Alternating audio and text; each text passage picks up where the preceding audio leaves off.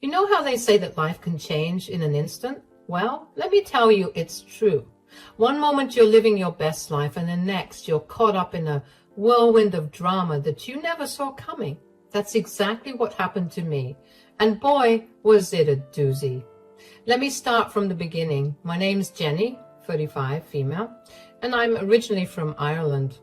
Growing up, my home life was, well, let's just say it wasn't great. My family was toxic, and I knew I had to get out of there if I wanted any shot at a decent life. So I did what any smart, determined girl would do. I studied my butt off and managed to snag a full-ride scholarship to NYU. Talk about a dream come true.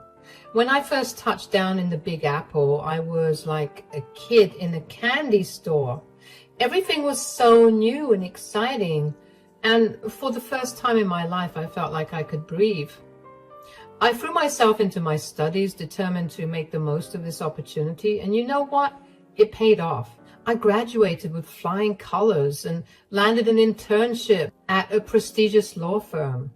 And that's where I met him, Harold. He was this charming, older guy who took me under his wing, showing me the ropes and giving me advice. At first, I thought he was just being nice, you know. But then things started to change between us.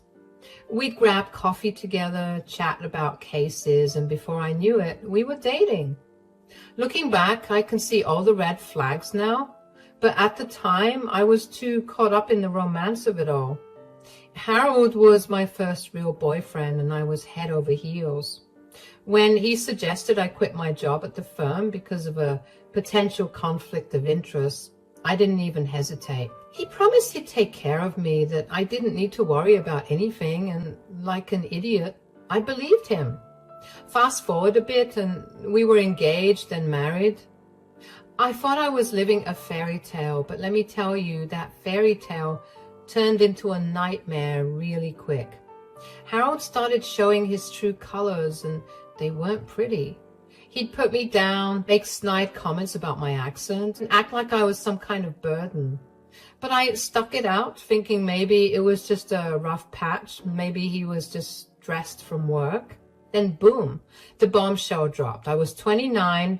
We'd been married for 3 years at that point, and I stumbled across some texts on Harold's phone. I had suspected him of cheating, but what I found might have been worse.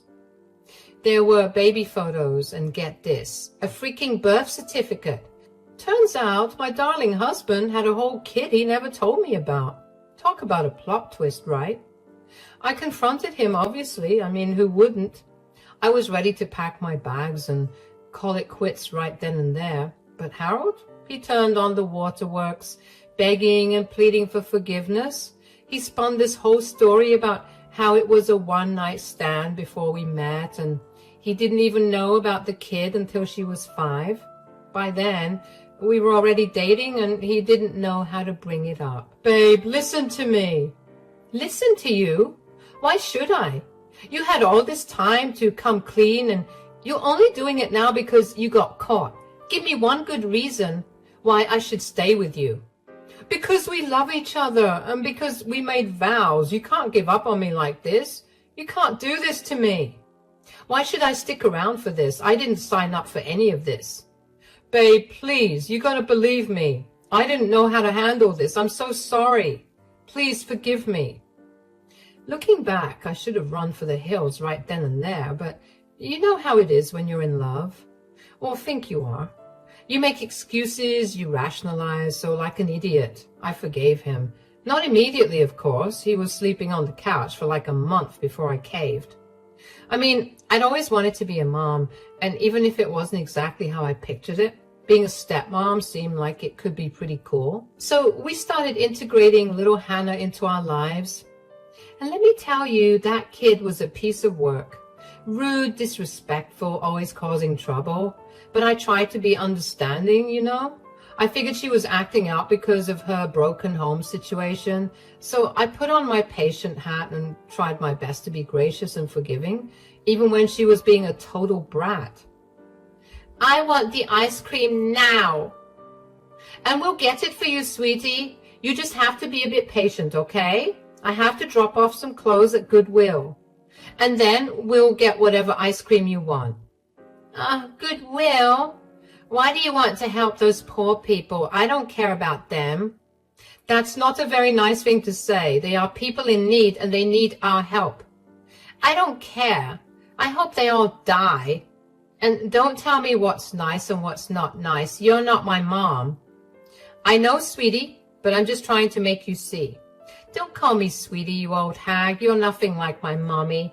She's pretty and you're ugly. Why did Dad even marry you? That's enough, you little brat. You better behave before we drop you off the side of the road and not look back. You wouldn't do that to me. Try me, missy. You won't be missed. That's not necessary, babe. That's quite mean. Stay out of it. As time went on, things just kept getting worse. It was like turning 30 flipped a switch in Harold. He stopped even pretending to care about me or our marriage.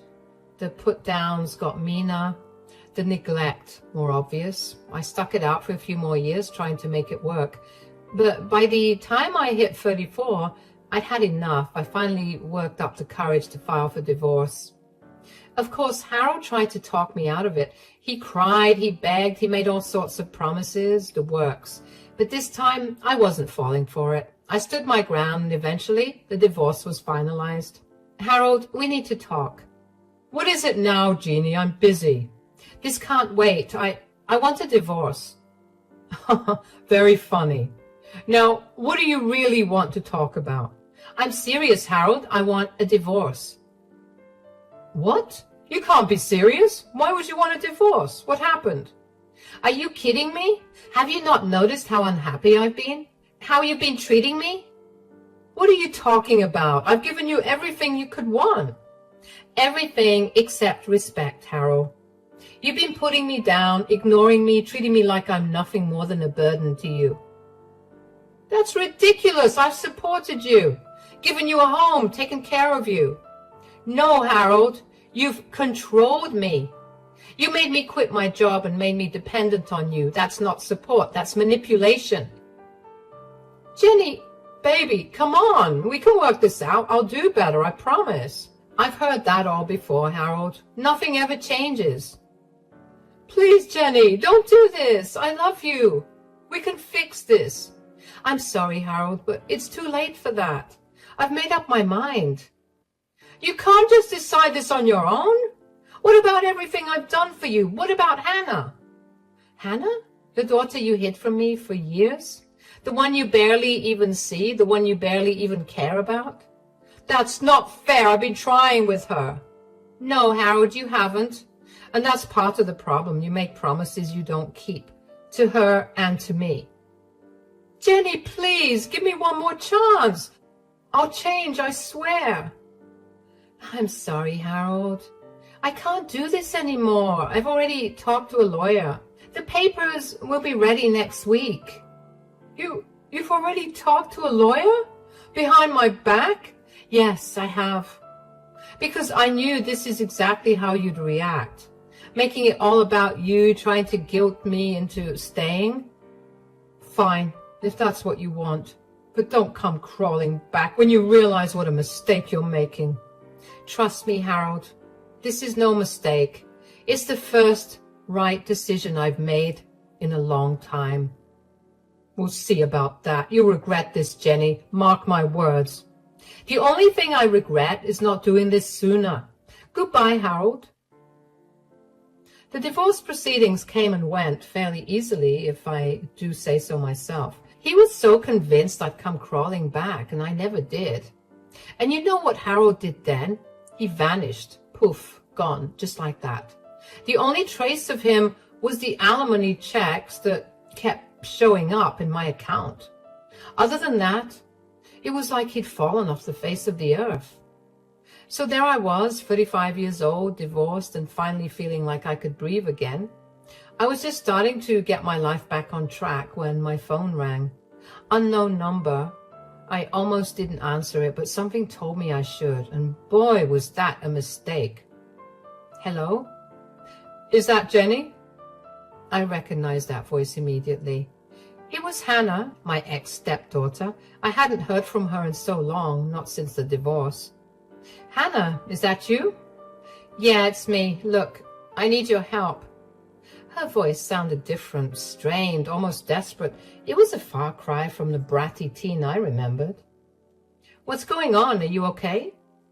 I'm in trouble. I need money. A lot of money. I felt my heart sink. Of course she was calling about money. Why else would she reach out after all this time? Hannah, I'm not sure I can.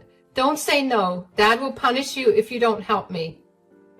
I couldn't believe what I was hearing. After everything that had happened, she was still trying to use Harold as a threat. You think you can get away with not helping me? He'll have your head on a platter if you're not careful. Hannah, listen. I swear to God, Jenny, don't you dare say no. I've been calling him and he's not answering, and that's why I'm coming to you. So you better help me or else. Hannah, I'm not your dad's wife anymore. We've been divorced for over a year now. There was a long pause on the other end of the line. When Hannah spoke again, her voice was small, almost childlike. What? No, that's not true. Dad would have told me. He would have. I sighed, feeling a mix of frustration and pity for this girl who clearly had no idea what was going on. I'm sorry, Hannah, but it's true. We got divorced last year. Your dad, he just disappeared after that. I haven't seen or heard from him since. You're lying. He wouldn't just leave without telling me. I could hear the panic in her voice now, the desperation. It was clear she was in some kind of trouble and she'd been counting on her dad or me through him to bail her out. I wish I was lying, Hannah, but I'm not. Your dad's gone. I don't know where he is or how to reach him. I'm sorry. And that's when I heard it, a choked sob on the other end of the line. It hit me then that despite all her bratty behavior, Hannah was just a kid who'd been let down by her father again. But I need help. I'm in trouble. I owe money, a lot of money. I rubbed my forehead, feeling a headache coming on. Part of me wanted to just hang up and be done with it all. But another part, the part that had always wanted to be a mom, couldn't just leave her hanging. What kind of trouble are you in, Hannah? I got into gambling, online stuff, you know. I thought I could make some quick cash, but it got out of hand. Now these guys, they're saying I owe them 50 grand and they're threatening me, Jenny. I don't know what to do. 50 grand? Jesus Christ, what had this girl gotten herself into? Hannah, that's a lot of money. I can't just give you $50,000. Where am I going to get that kind of money?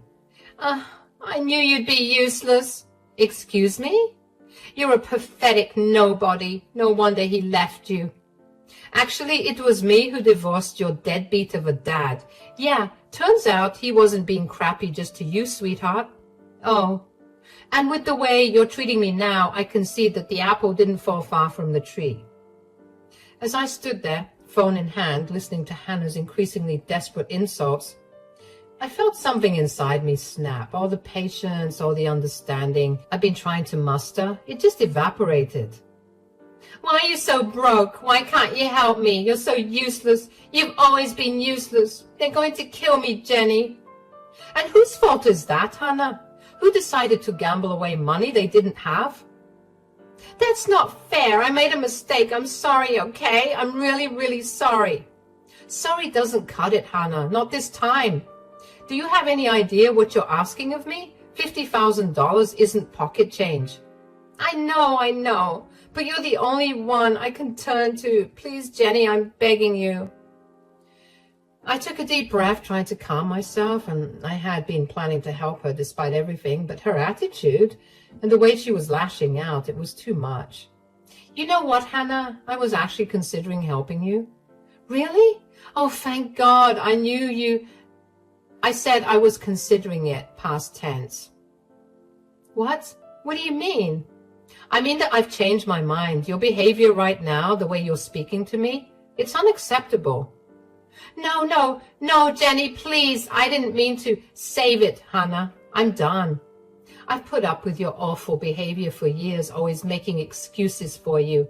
And I get it. You're a young, dumb kid. but I don't know where you get off talking to people this way. I would always stick up for you, even for your deadbeat of a dad, but I'm not doing it anymore. Jenny, please, I'm sorry. I'll do anything. Goodbye, Hannah. With that, I hung up the phone. My hand was shaking as I navigated to my contacts and blocked her number. As soon as it was done, I felt a wave of emotions wash over me. Relief, guilt, anger, sadness. It was overwhelming. I sank down onto my couch, my mind racing. Had I done the right thing? Part of me felt terrible for abandoning Hannah when she was clearly in trouble. But another part, a stronger part, knew that I had to protect myself. I couldn't keep setting myself on fire to keep others warm. Weeks turned into months. I threw myself into my work, started taking yoga classes, and even began dating again. For the first time in years, I felt like I was living my life for me, not for anyone else. It was about 6 months after that fateful phone call when I ran into an old colleague from the law firm where I first met Harold. We decided to grab a coffee and catch up. So, how have you been, Tom? Still slaving away at Johnson and Partners? You know it. Someone's got to keep that place running. And how about you? How's life post-Harold treating you? I couldn't help but smile at that. Honestly, it's been great. I feel like I'm finally living my life on my own terms. Tom nodded, but there was something in his expression that made me pause. What is it, Tom? You've got that look. I didn't want to bring it up, but have you heard anything about Harold recently? I felt my stomach clench. Part of me wanted to say no, to change the subject and pretend I didn't care, but curiosity got the better of me. No, I haven't. Why? What's going on? Tom looked uncomfortable, stirring his coffee unnecessarily. Well, it's just rumors, you understand, but word around the office is that he's been struggling. Struggling? How? I felt like I'd been punched in the gut. Despite everything, a part of me still cared about Harold, or at least cared about the man I thought he had been. How bad is it? Bad enough that the partners are talking about it. He hasn't shown up to work in months, just vanished. I sat back in my chair trying to process this information. Harold gambling and drinking? It didn't seem possible. He'd always been so put together, so in control. But what about his job, his clients? From what I hear, they've been reassigned. The official line is that he's on an extended sabbatical, but, well, you can imagine how that's going over. I nodded, my mind racing. Harold just didn't abandon everyone he knew. He abandoned his livelihood as well. What if he wasn't even alive anymore? Jenny, you okay? I blinked, realizing I'd been lost in thought. Yeah, sorry, it's just a lot to take in. Tom reached across the table and patted my hand. I'm sorry, I shouldn't have said anything. It's not your problem anymore. I gave him a weak smile. No, it's okay. I'm glad you told me. We finished our coffee, chatting about lighter topics, but my mind kept wandering back to Harold and Hannah. As I drove home, I couldn't shake the feeling that something was very, very wrong. Over the next few weeks, I found myself thinking about Harold and Hannah more and more. I'd catch myself wondering where they were, if they were okay. But every time these thoughts crept in, I'd remind myself of all the pain, all the stress they put me through. I'd remind myself that I'd made the right choice in cutting them out of my life. But then one rainy Tuesday afternoon, everything changed. I was at work. Obviously, I started working again after the divorce to support myself. Buried in paperwork when my phone rang.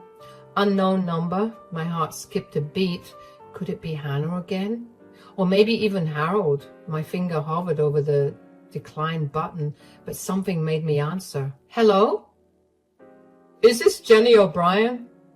Yes, this is her. Who's calling? Miss O'Brien, this is Detective Michael Santos with the NYPD. I'm calling about Harold Thompson. I felt my blood run cold. What about him? Miss O'Brien, I'm sorry to inform you that Mr. Thompson was found deceased in his apartment this morning. The world seemed to stop. I couldn't breathe, couldn't think. What? I understand this must be a shock. Were you and Mr. Thompson close? I laughed, a harsh, bitter sound that surprised even me. We were divorced over a year ago. I haven't spoken to him since. There was a pause on the other end of the line. I see. Well, Miss O'Brien, the reason I'm calling is that you're listed as Mr. Thompson's emergency contact. We've been unable to reach his daughter, Hannah. Of course. Hannah hadn't bothered to change his emergency contact, and of course, Hannah was nowhere to be found. What do you need from me, Detective? We need someone to come down to the station to answer some questions and to identify the body. I closed my eyes, feeling a headache coming on. All right, I'll be there as soon as I can. As I hung up the phone, I felt like I was in a daze. Harold was dead. The man I'd once loved, once planned to spend my life with, was gone. And now, somehow, I was responsible for dealing with the aftermath. I called my boss, explained the situation, and headed to the police station. The next few hours were a blur of questions, paperwork, and the grim task of identifying Harold's body. He looked old, worn out, nothing like the confident, charismatic man I'd married. As I was leaving the station, Detective Santos pulled me aside. Ms. O'Brien, there's something else you should know. I braced myself, wondering what else could possibly go wrong. What is it? We found some concerning items in Mr. Thompson's apartment. Evidence of heavy gambling debts and threats from loan sharks, and, well, there's no easy way to say this. We believe his death may not have been accidental. I felt my knees go weak. I grabbed onto the wall for support. Are you saying he was murdered? We're not sure yet, but it's a possibility. We're investigating. I nodded, unable to form words. As I stumbled out of the police station, I felt like I was drowning. How had things gone so wrong? How had the man I once loved ended up like this? Over the next few days, I found myself thrust into a role I never expected, executor of Harold's estate. It was a mess, to put it mildly. Harold had left behind a mountain of debt, a trashed apartment, and countless loose ends that needed tying up. As I sorted through his belongings, I came across photo after photo of Hannah. Harold smiled proudly at her high school graduation. The two of them are on a fishing trip, family portraits where I had been carefully cropped out. It was like looking at a life I had never been a part of, a side of Harold I had never truly known. And through it all, Hannah was still nowhere to be found. I tried calling her, even unblocking her number, but it just went straight to voicemail. I left message after message, each one more urgent than the last. Hannah, it's Jenny. Please call me back. It's about your father. It's important.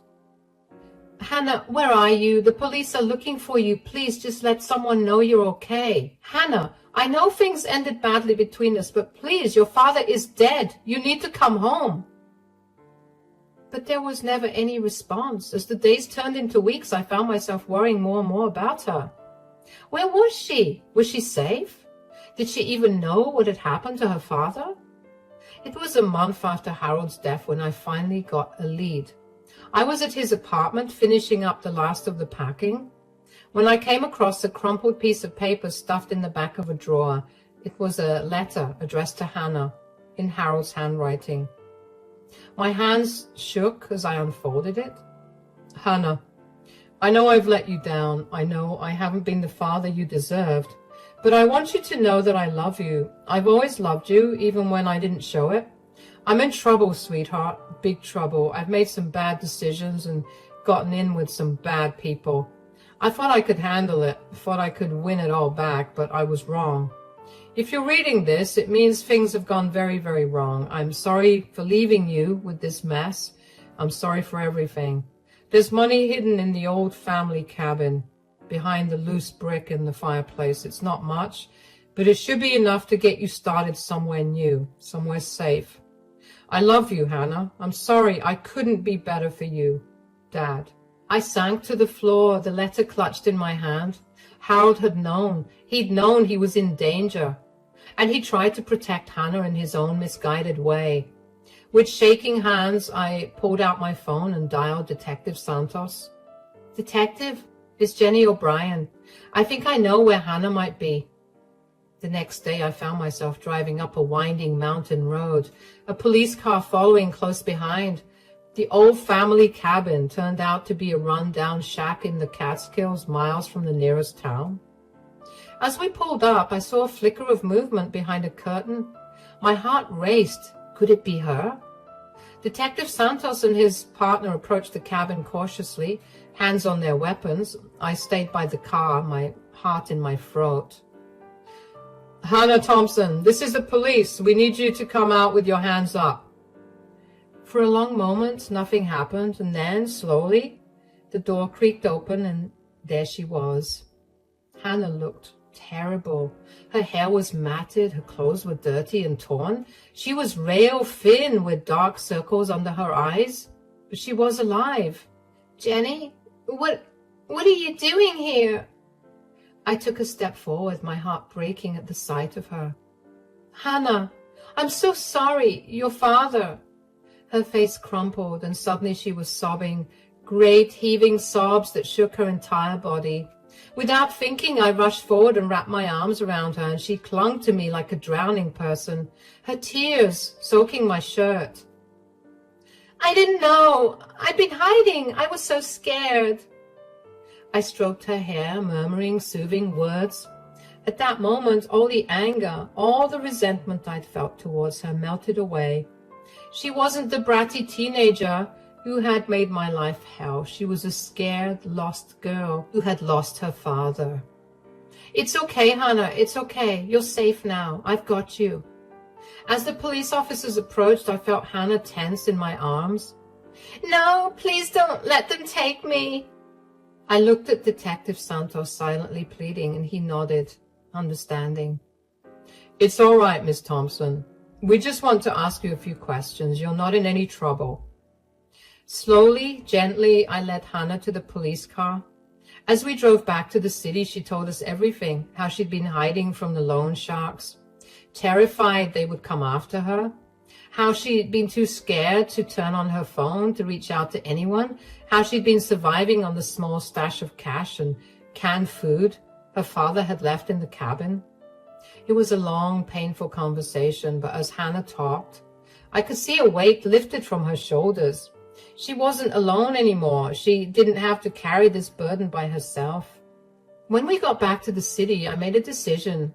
I couldn't abandon Hannah, not again, not when she needed help more than ever. Hannah, why don't you come and stay with me for a while, just until we get everything sorted out? She looked at me, her eyes wide with surprise and hope. Really? You do that after everything? I nodded, squeezing her hand. Really, we're family, Hannah. Complicated, messy family, but family nonetheless. As we walked into my apartment, I knew things wouldn't be easy. There was still so much to deal with. Harold's estate, the police investigation, Hannah's own legal troubles. But for the first time in a long time, I felt like we were moving in the right direction.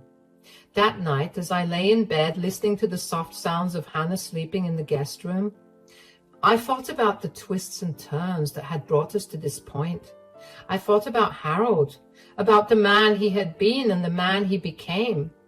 I thought about forgiveness and second chances, and the strange, unpredictable ways that life can bring people together. And I realized that sometimes revenge doesn't feel as sweet as it's chalked up to be. Sometimes the universe handles your own battles in ways you never expected. Don't get me wrong, Harold was an awful man to me and his daughter, and it looked like he got his just dues. Even Hannah, in all her brattiness, managed to get her just desserts too. And I feel like she's done her time, and now is the time for second chances. As I drifted off to sleep, I made a silent promise to Hannah, to myself, and yes, even to Harold's memory. We would get through this together, because that's what family does.